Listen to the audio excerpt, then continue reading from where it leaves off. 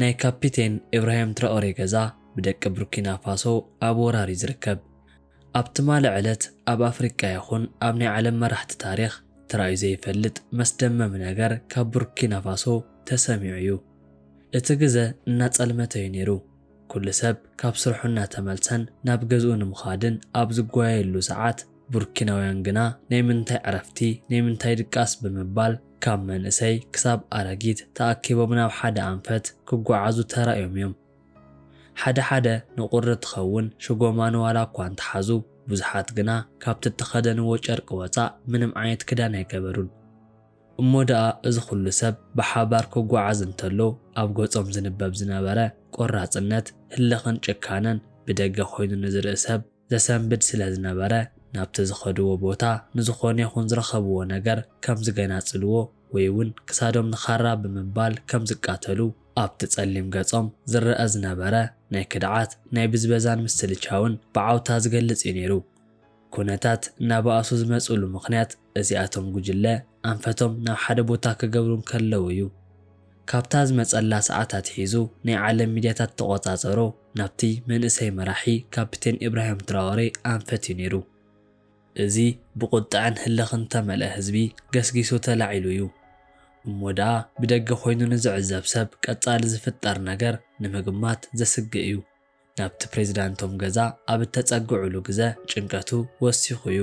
ምኽንያቱ እውን ዘለናሉ ኣብ ኣፍሪካ ውሽጢ ስለ ዝኾነ እዩ።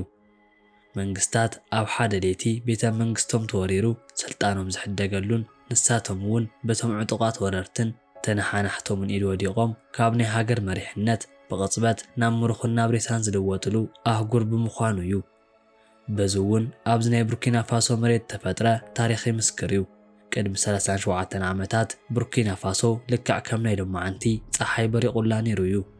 እታ ፀሓይ እውን በቲ መንእሰይ መራሒ ቶማስ ሳንካራ ነቶም ህዝቢ ኩሉ ልጅ ኮይኑ ክበርህ ኣብ ዝጀመረሉ ሰዓት እዩ። ክሳብ ሕጂ ግዜ ቡርኪናውያን ፀጉሮም ብጣዕሳ ክላፀዩ ዝገብር ምኽንያት ኣብ ሓንቲ መዓልቲ ታሪኽ ተለዊጡ እዩ። እዛ ብርሃን ዓሲልዋ ዝነበረት ዓዲ ጸልሚታቶም እያ። ቡርኪናውያን ንዝሓለፉ 14 ዓመታት ዋጋ ዘኽፈላ ምርኢት ኣንጊዳ እያ። ናይቲ ሰዓት መንእሰይ መራሒ ቶማስ ሳንካራ ኩሉ ሰላም ኢሉ ምስ መሳርሕቱ ኣኼባ እናመርሐ እንከሎ ቡርኪናውያን ሴሮም ብምእታው ንወዶም ቀንፂሎም እዮም። ቡርኪና ፋሶ ክስመት ተኸዲና ጸኒሓ እያ። እሞ ደኣ ሎሚ እውን ናይዚኦም ህዝቢ ናይ ህልኽ መገዲ ሒዙ ንዝጓዓዝ ሰብ እቲ ኩነታት መስግእ ካብ ምዃኑ ዓዲ ይውዕልን። ታሪኽ ንርእሱ ከይደግም እውን የፍርሕ እዩ። ኮይኑ ግና እዚኣቶም ህዝቢ ኣብ ናይ ኢብራሂም ትራኦሬ ደጋፍ ክበጽሑ ከለዉ ልብኻ ትንክፍ ነገር ተፈጢሩ እዩ። ኩሎም ነቲ ቤተ መንግስቲ ይኸብዎ እሞ ከፍ መበሊኦም የዳልዉ። ቀፂሉ እውን ንኢብራሂም ትራኦሬ ንሓልና ክንሓድር ኢና ክብሉ ተሰሚዖም እዮም። እዚ ቡርኪናውያን ኣብቲ ናይ ትማሊ ዕለት ዝፈጸምዎ ታሪኽ እዩ። Civilians gather outside Captain Ibrahim Traore's house to protect him at night. ኣብ ናይ ዓለምና ታሪኽ ብኸምዚ መልክዑ ተፈጺሙ ዘይፈልጥ ተጓንፎ ማለት እውን ዜጋታት ናብ ናይ መራሒኦም ገዛ ብምኻድ ክሕልውዎ ሓዲሮም እዮም። ቡርኪናውያን ንትራኦሬ ክትንክፍ ዝደለየ ንዓኣቶም ክሓልፍ ከም ዝግባእ ብተግባር እናገለጹ እዮም። ወይ ክንዋጋ ኢና ወይ እውን ንዘንተ ዕለት ባርያ ኮይና ክንስዋ ኢና።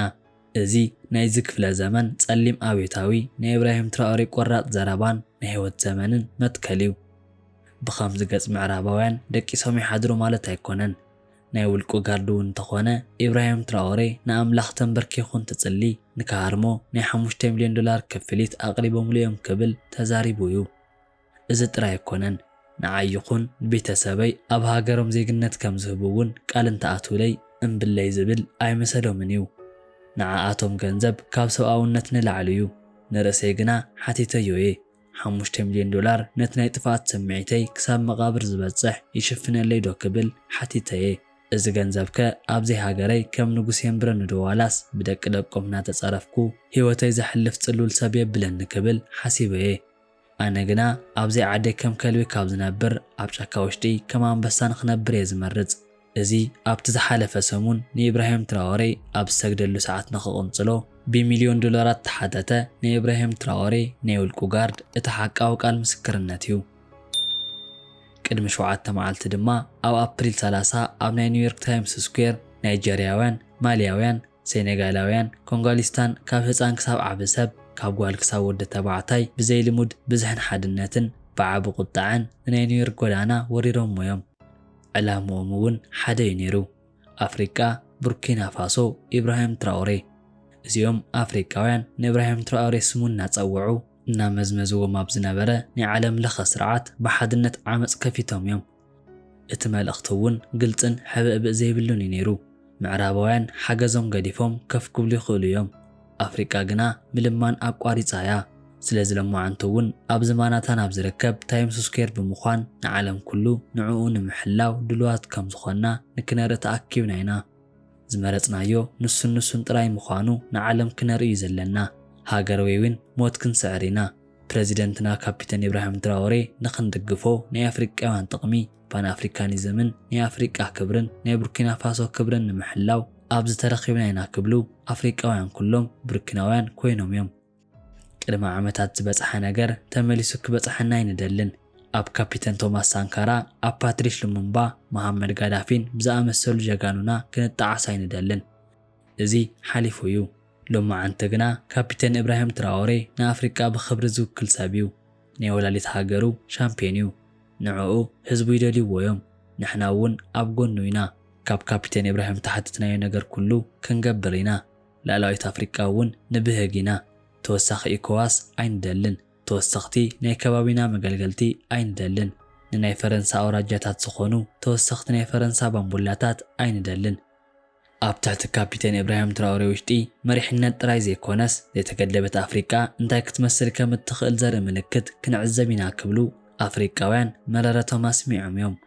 እሞደ ኣፍሪቃውያን ዝማሪኦም ኣብ ማንሃታን ጎደናታት እናገለጹ ጥራይ ዘይኮኑስ ነቲ ናይ ስልጣን ማሚቱ እውን እናተፈታተንዎ እዮም ዝርከቡ ናይ ኣፍሪቃ መናእሰይን ዓበይትን ኣብ በብማሕበራዊ ሚድያ ከይተረፈ ድምፂ ክኾኑ ቀፂሎም እዮም ካብ ሕጂ ንድሓር ትሚልና ንሓልፎም ሽርሕታት ኢሉ እውን ንምንብርከኸሎም ባምቡላታት ኣይክህልውን ኣብ ጎኒ ትራኦሬ ጠጠው ኢልና ኢና ንኽብርና እውን ክንዋጋእ ኢና እዚ ተቃውሞ ጥራይ ዘይኮነስ ትንቢት እዩ ንሱ ንኹሉ ነገር ዝልውጥን ንኣፍሪካ ናፃ ዝገብር ዳግማይ ቶማስ ሳንካራ እዩ ከም ዕድል ኮይኑ ንጋዳፊ ይኹን ሳንካራ ተሓዲግና ኢና ኢብራሂም ትራኦሬ ክወስደልና ንዝፍትን ግና ኣቐዲሙ ንኣፍሪካ ከጥፍኡ ዘለዎ ክብሉ ዓውቶኦም ገሊፆም እዮም ኣብ ኣፍሪቃ ንዓበይ ዝመፅእ ዘሎ ማዕበል ኣብ ሕድሕደን ደስ እናተገለፀ እንትኾን ካብ ኣውስትራልያ ክሳብ ለንደን ቪየና ይኹን ካልኦት ብዙሓት ከተማታት ናይ ኣብዮት ድምፂ ኣብ ምምሕልላፍ እዮም ዝርከቡ እቲ መልእኽቲ እውን ግልፂ እዩ ኣእዳውኩም ካብ ናይ ኢብራሂም ትራኦሬ ኣልዕልዎ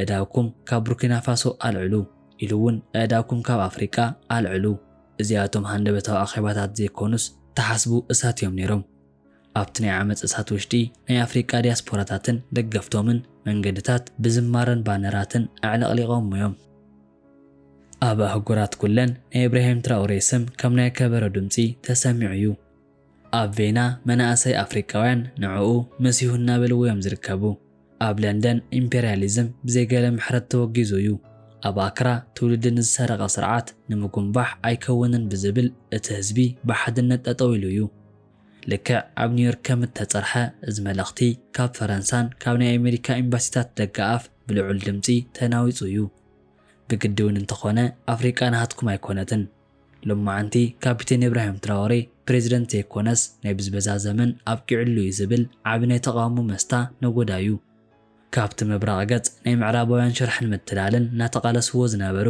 ዓበይቲ ሃገራት እውን ንትራኦሬ ኣለናልካ ክብሉ ተሰሚዖም እዮም ሩስያ ብናይ ፑቲን ቀጥታዊ ትእዛዝ ንናይ ቡርኪና ፋሶ ፕሬዚደንት ኢብራሂም ትራኦሬ ንምሕጋዝ ብልዑል ስልጠና ብቕዓት ዝወድኡ ፑልያት ኮማንዶታት ናብ ቡርኪና ፋሶ ምልኣኻ ካብታ ናይታ ሃገር ዜና ፍልፍል ንምርዳእ ተኻኢሉ እዩ ሩስያ ናብ ቡርኪና ፋሶ ፍሉያት ናይ ወታደር ሰባት ንምልኣኽ ተገደደትሉ ምኽንያት ብፈረንሳይ ይኹን ካልኦት ሃገራት እናተመርሐት ፀንሐ ፍሉይ ቀንፃል ጉጅለ ኣብ ልዕሊ ኢብራሂም ትራኦሬ ተደጋጋሚ ናይ ቅትለት ፈተነ ስለ ዝገበሩ እዩ ናብ ቡርኪና ፋሶ ዝኸዱ ናይ ሩስያ ወታደራት ናይ ቡርኪና ፋሶ እቲ ቀንዲ መዕርፎ ነፈርቲ ከም ዝቆፃፀርዎ ተገሊጹ እዩ ካብ ሩስያ ሓሊፉ እውን ሰሜን ኮርያን ቻይናን ኣብ ልዕሊ ኢብራሂም ትራኦሬ ሓደ ነገር እንተተፈጢሩ ትሚልና ኣይንርእን ምባሎም ቡርኪና 24 ገሊጹ እዩ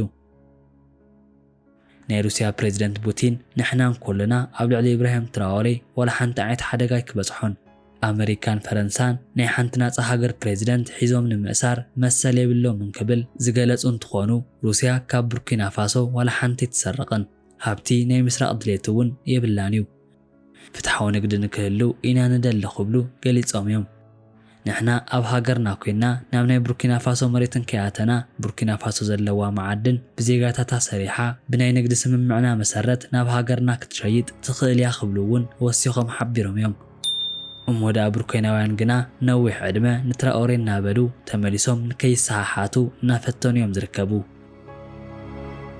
ክቡራት ናይ ቻናል ቤተሰብ ላይክን ሸርን ብምግባር ናብ ኩሉ ንክባጻሕን ዘለኩም ርእቶ እውን ኣብ ናይ ኮመንት ቦታ ክትገድፍሉን በኣኽብሮት ይላቦ